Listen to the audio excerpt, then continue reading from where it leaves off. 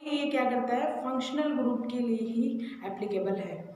जहाँ जहाँ किसी का फंक्शनल ग्रुप है उसकी आइडेंटिफिकेशन करेगा और साथ में उसके डाइपोल मोमेंट को भी शो करेगा कि डाइपोल मोमेंट उसका कैसा होगा, क्या उसका डाइपोल मोमेंट होगा या नहीं होगा। ओके, तो वो शो करता है आपके आईआर रेंज के अंदर। जब आईआर स्पेक्ट्रोस्कोपी किसी भी अननोन मॉलिक्यूल के लिए लिया जाता है तब दो एप्लीकेशन होती है। यानी कि अगर ओवरऑल पूछा जाए कि अगर आईआर स्पेक्ट्रोस्कोपी की एप्लीकेशन क्या होती है तो कौन कौन सी होगी अपने पास। एक तो होगी कि केवल आइडेंटिफिकेशन करता है उनकी जिनके अंदर फंक्शनल ग्रुप प्रेजेंट हो, है ना। अगर किसी के अंदर फंक्शनल ग्रुप प्रेजेंट है तो इसकी अच्छे से आइडेंटिफिकेशन कर लेगा ये।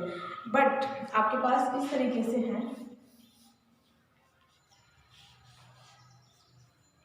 इस तरीके से अगर कोई कॉम्प्लेक्स दिया गया है, अब बोलते हैं कि ये पास आपके पास एल्कोहल है, ये प्राइमरी एल्कोहल हो गया, ये सेकेंडरी हो गया, है ना।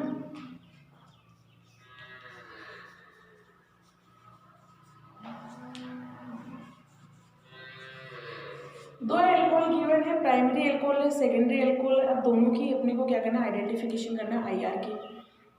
आईआर स्पेक्ट्रोस्कोपी के द्वारा अपने को पता लगाना है कि इसके अंदर कौन सा फंक्शनल ग्रुप है। अभी मान लो कि आपके पास कोई भी आइडिया नहीं है, कुछ भी आइडिया नहीं है कि आपके पास एल्कोहल दिया गया। जब इसकी आइडेंटिफिकेशन करवाते हैं, दो सैंपल है आपके पास, दोनों सैंपल की रेंज सेम आएगी आपके पास। ओके, दोनों सैंपल के अंदर दोनों की रेंज क्या आएगी, सेम आएगी, रेंज सेम। क्यों? क्योंकि आपके आईआर स्पेक्ट्रोस्कोपी कभी भी ये नहीं बताता है कि आपके पास, ये बताएगा कि इसमें एल्कोहल है ना। इससे आईआर, जब आईआर स्पेक्ट्रोस्कोपी यूज़ करेंगे, आईआर स्पेक्ट्रोस्कोपी यूज़ करने के बाद में जो पीक प्राप्त होगी दोनों की सेम पीक प्राप्त होगी, दोनों के अंदर कोई चेंजेस नहीं आएंगे। बस आपको अब अपने को ये आइडिया, इससे ये आइडिया नहीं लगाया जा सकता कि आपका प्राइमरी एल्कोहल है, सेकेंडरी एल्कोहल है। कुछ वेरिएशंस आ सकते हैं लेकिन ऑलमोस्ट आपकी जो पीक आएगी वो सेम आएगी, है ना। दोनों की सेम पीक आएगी, दोनों से अपन ये आइडिया नहीं लगा सकते कि आपके पास जो दिया गया सैंपल है वो आपके पास प्राइमरी एल्कोहल का है या सेकेंडरी एल्कोहल का है। तो इससे ये आइडेंटिफिकेशन नहीं कर सकते, बस ये बता सकते हैं कि इसके अंदर एल्कोहल प्रेजेंट है। और अपन ये नहीं बता सकते कि आपका दिया गया एल्कोहल क्या प्राइमरी है, सेकेंडरी है, टर्सरी है। इसकी आइडेंटिफिकेशन आईआर स्पेक्ट्रोस्कोपी के द्वारा नहीं की जा सकती। ओके, तो फर्स्ट पॉइंट तो हो गया कि आपके पास केवल इसकी जो आपके पास सैंपल दिया गया है उस सैंपल्स में से केवल आपको क्या, सैंपल की क्या आइडेंटिफिकेशन करता है, फंक्शनल ग्रुप उसमें प्रेजेंट होगा तो उस फंक्शनल ग्रुप का उसके पास पीक प्राप्त होगा, अदरवाइज आपके कोई पीक प्राप्त नहीं होगी। सेकंड है कि उसके अंदर डाइपोल मोमेंट अपन डिसाइड कर सकते हैं कि इसका डाइपोल मोमेंट होगा या नहीं होगा। ओके, वो करते हैं वाइब्रेशन मोड्स के द्वारा, यानी कि आपके पास कंपन कितने प्रकार के होते हैं उन कंपन्स के आधार पर अपन ज्ञात किया कर सकते हैं कि इसके अंदर जो डाइपोल मोमेंट होगा वो कैसा होगा। कभी कभी आपने देखा होगा कि CO2 होता है, वैसे CO2 का डाइपोल मोमेंट अपन ऑलमोस्ट जीरो मानते हैं कि इसमें कोई डाइपोल मोमेंट नहीं पाया जाता, है ना। बट इसके अंदर डाइपोल मोमेंट होता है, क्यों?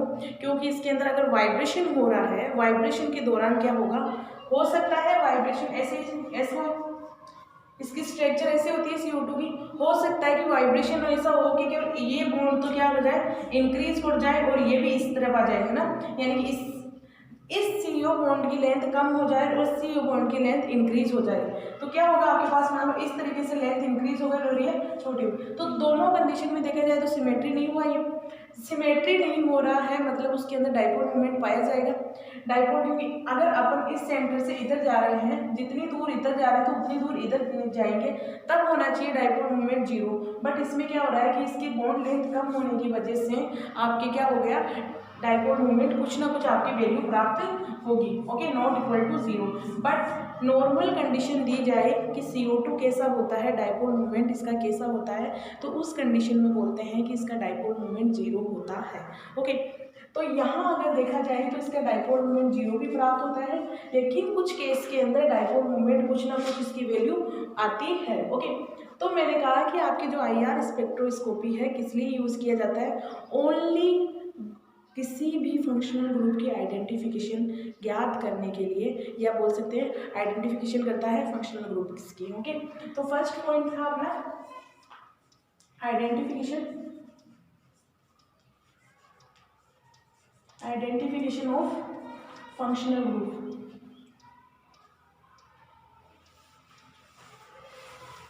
आइडेंटिफिकेशन ऑफ फंक्शनल ग्रुप्स की और functional group, only functional groups, functional groups. यहाँ ये नहीं है कि आपके पास किस तरीके का फंक्शनल ग्रुप है, फंक्शनल ग्रुप कहीं भी लगा हुआ हो, केवल वो उसको ही डिटेक्ट कर पाएगा फंक्शनल ग्रुप को, और किसी को भी डिटेक्ट नहीं कर पाएगा। सेकंड बात है कि ये केवल डाइपोल मोमेंट को पहचान पाता है, डाइपोल मोमेंट शो कर पाता है। ओके, तो डाइपोल मोमेंट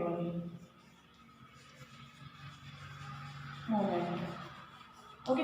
दो एप्लीकेशन होती है IR स्पेक्ट्रोस्कोपी की, first identification of functional group, second dipole moment. अब बात आती है कि IR रेंज कितनी होती है। कल बताया था मैंने कि IR रेंज कुछ बुक्स में आपकी 400 से आपकी 4000 तक लिखी हुई है, सेमी इनवर्स में सॉरी, रेंज होती है 400 से 4000 सेमी इनवर्स। ओके, IR की रेंज होती है 400 से 4000 सेमी इनवर्स। अब इस रेंज को दो भागों में डिवाइड किया गया। ओके, फर्स्ट है फिंगर प्रिंटिंग रेंज, सेकंड है आपके वाइब्रेशन मोड्स या वाइब्रेशन रेंज। ओके, इस रेंज को दो भागों में डिवाइड किया गया है। ओके,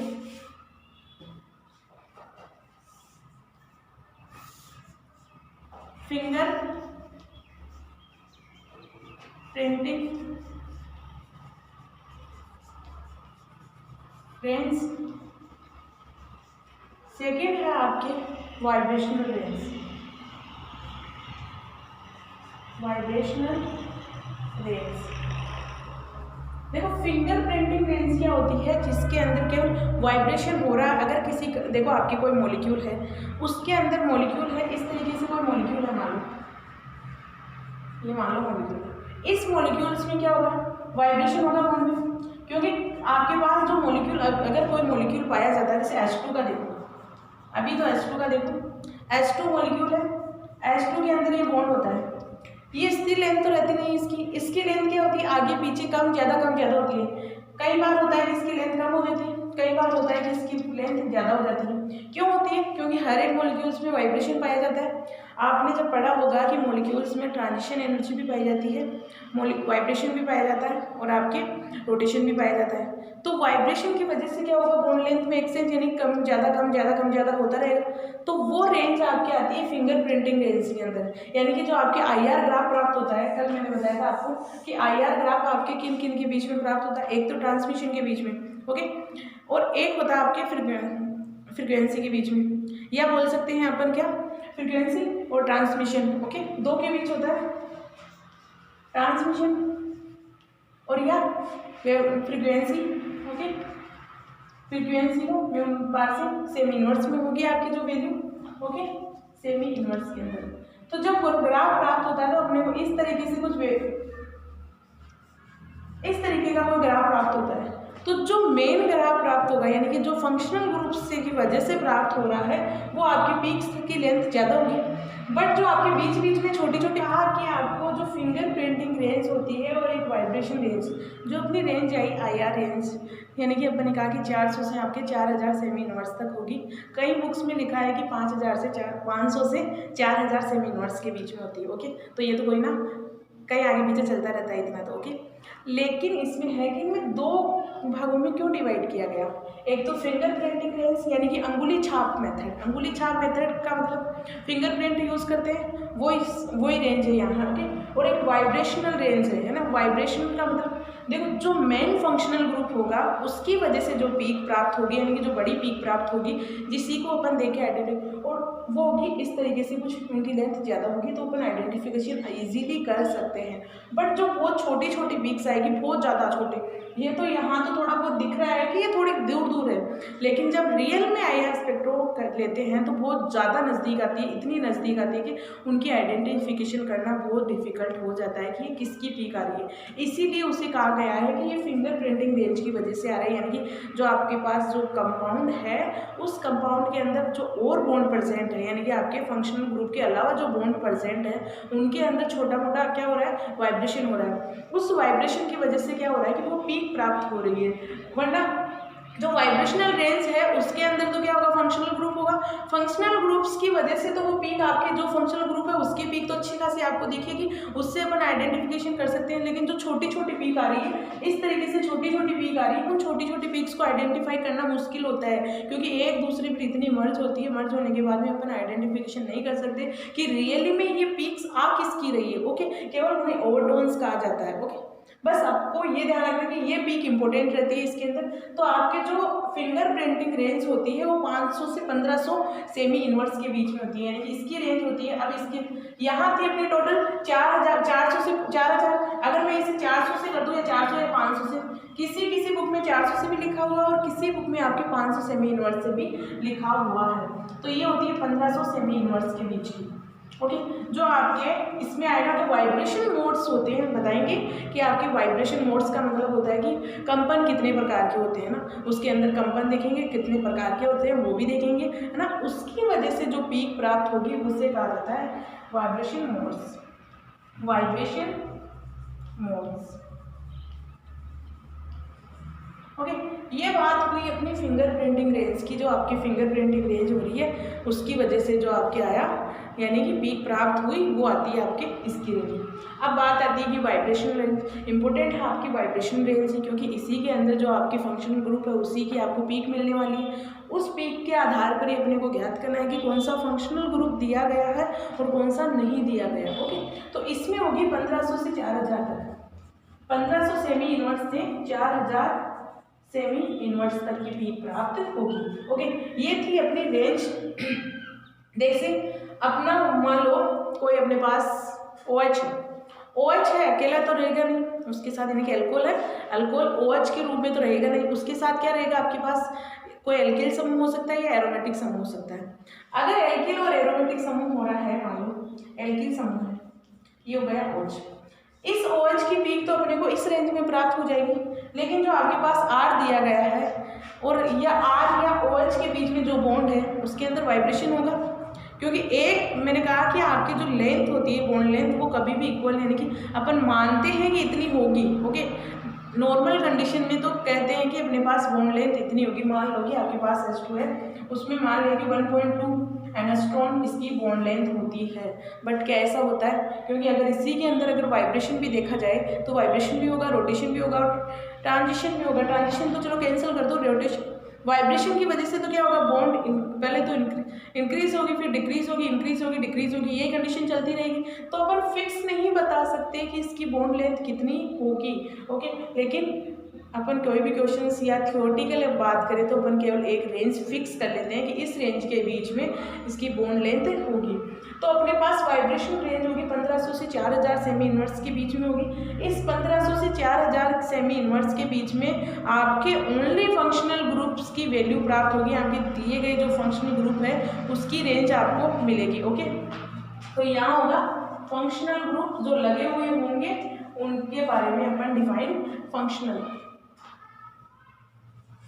ग्रुप को डिफाइन कर सकते हैं इस रेंज के बीच में। अब बात आती है, अपन ने वाइब्रेशन देखा और वाइब्रेशन मोड देखा, यानी कि IR स्पेक्ट्रोस्कोपी को वाइब्रेशन स्पेक्ट्रोस्कोपी भी कहा जाता है। क्यों?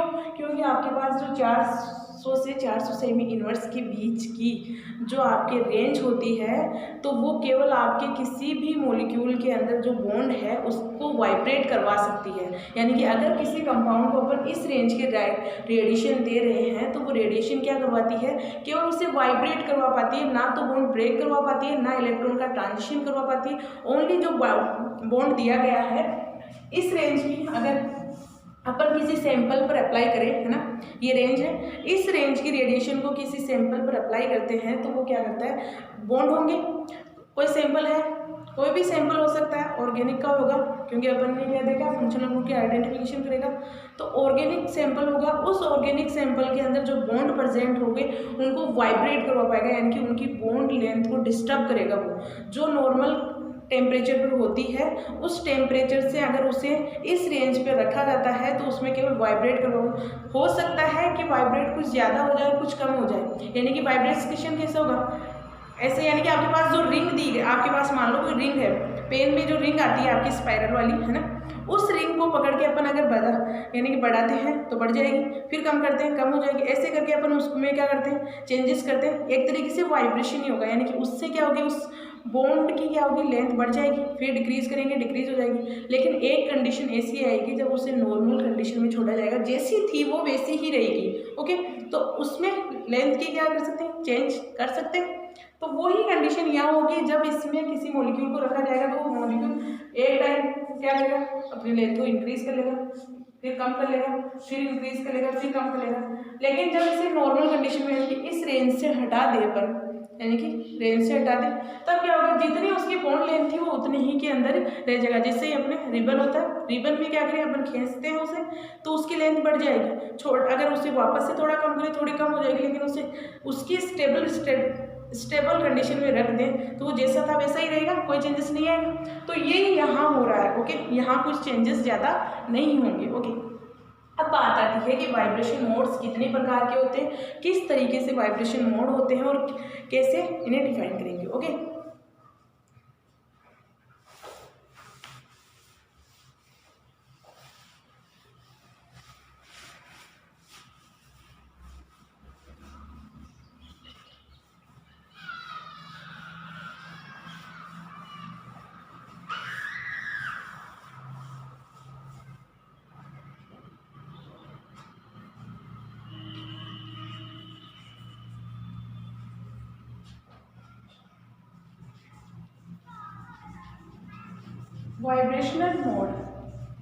वाइब्रेशनल मोड होते हैं वो आपके दो प्रकार के होते हैं। फर्स्ट होता है स्ट्रेचिंग, दूसरा होता है बेंडिंग। ओके, स्ट्रेचिंग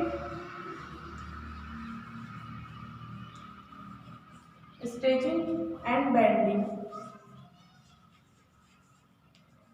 स्ट्रेचिंग मतलब होता है तनन और बेंडिंग का मतलब होता है कंपन। ओके, अब आपकी जो तनन होगा यानी कि स्ट्रेचिंग होगी, तनन स्ट्रेच मतलब ये वैसे स्ट्रेच है ना, तो हो गया तनाव सा, तनाव वर्ड से लिया गया तनन, है ना। स्ट्रेचिंग हो रही है यानी कि उसके अंदर बॉन्ड के अंदर अपन क्या कर रहे हैं, एक टाइम खींच रहे हैं उसे, एक टाइम उसे वापस कर रहे हैं स्टेबल, तो स्ट्रेचिंग होगी। स्ट्रेचिंग किस तरीके से होगी, ये अब दो प्रकार की होगी आपकी, है ना, सिमेट्रिक स्ट्रेचिंग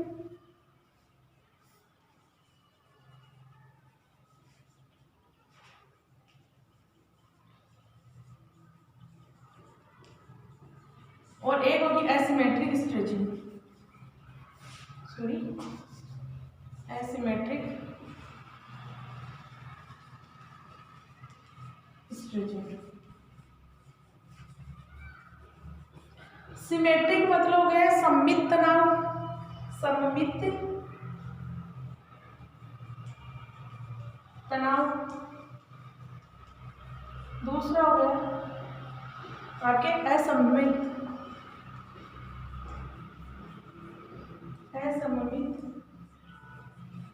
तनाव। बताएंगे इनका अर्थ क्या होता है ना। अब फिर आपके बेंडिंग यानी कि जो बेंडिंग है वो कितने प्रकार की, दो प्रकार की होगी। ये भी इन प्लेन, आउट प्लेन, पहले तो आउट प्लेन और ये इन प्लेन। आउट प्लेन आपके फिर से दो प्रकार की होगी और इन प्लेन भी आपके दो प्रकार की होगी। ये होगी आपके आउट प्लेन में है, उस आउट प्लेन में दो प्रकार का ये होगा, इन प्लेन वाला भी आपके दो प्रकार का, वेगिंग और ट्विस्टिंग हो जाएगा, है ना, ट्विस्टिंग। यानी कि आपके जो आउट प्लेन में दिया गया है वो दो प्रकार के होते हैं, एक तो वेगिंग होगा एक ट्विस्टिंग होगा। और जो इन प्लेन में है वो फिर से आपके दो प्रकार का, और दो प्रकार का तो कौन सा होगा आपके, रॉकिंग होगा और एक सीजरिंग होगा। ओके, होते क्या है, अब इनको one by one upon study करते हैं, देखते हैं कि किस तरीके से अपन इनको आइडेंटिफाई कर सकते हैं। ओके, देखो वाइब्रेशन होगा, कोई भी मॉलिक्यूल है, A2 मॉलिक्यूल है, मान लो कोई A2 मॉलिक्यूल है, उसके अंदर क्या होगा, बॉन्ड होगा। बॉन्ड होगा, सिंपल बॉन्ड तो होगा नहीं, वाइब्रेट होगा वो बॉन्ड। तो जब वाइब्रेशन इसमें रखा जाता है इस तरीके से, उसमें क्या होगा, रोटेट होगा, यानी कि उसमें सॉरी वाइब्रेशन होगा। हो सकता है कि वो वाइब्रेशन ऐसा हो कि उसकी लेंथ, बॉन्ड लेंथ को इंक्रीज कर दे, और या हो सकता है कि वो वाइब्रेशन ऐसा हो कि उसकी बॉन्ड लेंथ को क्या कर दे, डिक्रीज कर दे। तो फर्स्ट कंडीशन ये हो सकती है। सेकेंड कंडीशन क्या हो सकती है कि उसकी लेंथ को क्या कर दे, डिक्रीज कर दे। यही दो कंडीशन होगी। और अगर आपके पास एक थ्री यानी के पास आपको ट्राइगोनल प्लेनर है ना, या बोल सकते हैं उसके अंदर AB यानी कि AB2 जैसा कोई मॉलिक्यूल दिया गया है ना, उन मॉलिक्यूल्स में किस तरीके से वाइब्रेशन होगा, किस तरीके से रोटेशन होगा, वो देखते हैं।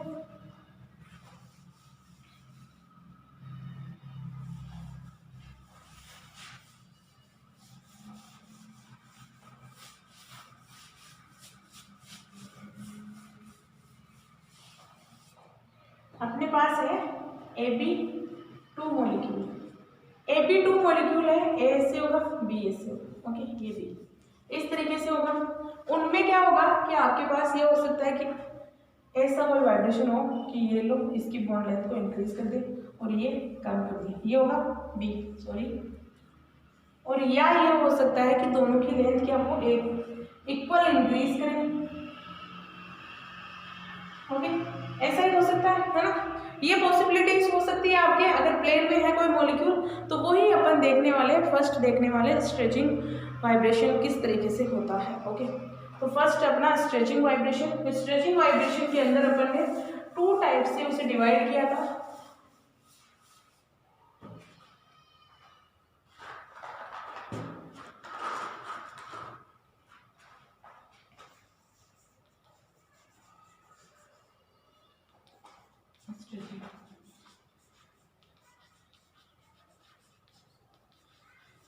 स्ट्रेचिंग वाइब्रेशन अपना क्या था, 2 टाइप का था। एक हो गया सिमेट्रिक, एक हो गया आपका एसिमेट्रिक।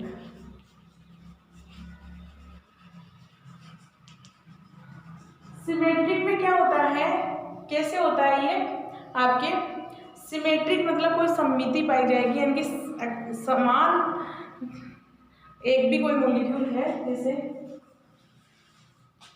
ये लो, ये मॉलिक्यूल है आपका A, इसके अंदर जो बॉन्ड लेंथ होगी वो समान रूप से क्या होगी, या तो इंक्रीज होगी या डिक्रीज होगी, ओके। या तो समान लेवल से इंक्रीज होगी या समान लेवल से ही क्या होगी, डिक्रीज होगी, यानी कि इनकी बॉन्ड लेंथ बराबर होगी। इस AB की बॉन्ड लेंथ जितनी है उतनी ही इसकी रहने वाली, इस AB बॉन्ड लेंथ में जैसा वाइब्रेशन होगा वैसा ही इसमें होगा, ओके। ये होता है सिमेट्रिक स्ट्रेचिंग के अंदर। एसिमेट्रिक के नाम से पता है कि इसके अंदर असमित पाई जाएगी। समिति किसे कहते हैं कि दो अगर इसे बराबर भागों में काट दिया जाए तो दो बराबर भागों में, यानी जो एक B के सामने B मिलना चाहिए, आधा A के सामने आधा A मिलेगा। बट एसिमेट्रिक में क्या होता है कि ऐसा नहीं होता है। कहीं से क्या हो सकता है इसमें, अगर मान लो इस बॉन्ड लेंथ की साइज कम है और इसकी क्या हो जाए, बढ़ जाए, है ना, यानी कि इसकी साइज इतनी रह गई, इसकी साइज इंक्रीज हो गई, तो इसे कहा जाता है asymmetric synthesis, asymmetric stretching, okay. तो एसिमेट्रिक से या तो इसकी इंक्रीज हो जाएगी तो इसकी कम होगी, ओके। तो ये होता है आपके एसिमेट्रिक सिंथेसिस, सॉरी सिंथेसिस का नाम आ रहा है ना, क्योंकि ऑर्गेनिक केमिस्ट्री का हो गया ना। तो ये होता है एसिमेट्रिक वाइब्रेशन, है ना, एसिमेट्रिक वाइब्रेशन या stretching vibration, okay. Symmetric stretching हो गई और ये हो गया एसिमेट्रिक स्ट्रेचिंग, ओके, यानी कि असमित तनन हो गया और ये हो गया सम्मित तनन, ओके। तो ये हो गया अपना स्ट्रेचिंग वाइब्रेशन किस तरीके का होता है। अब देखते हैं अपन उसकी बेंडिंग स्ट्रेचिंग किस तरीके से होती है, ओके। बेंडिंग स्ट्रेचिंग थोड़ी इंटरेस्टिंग है।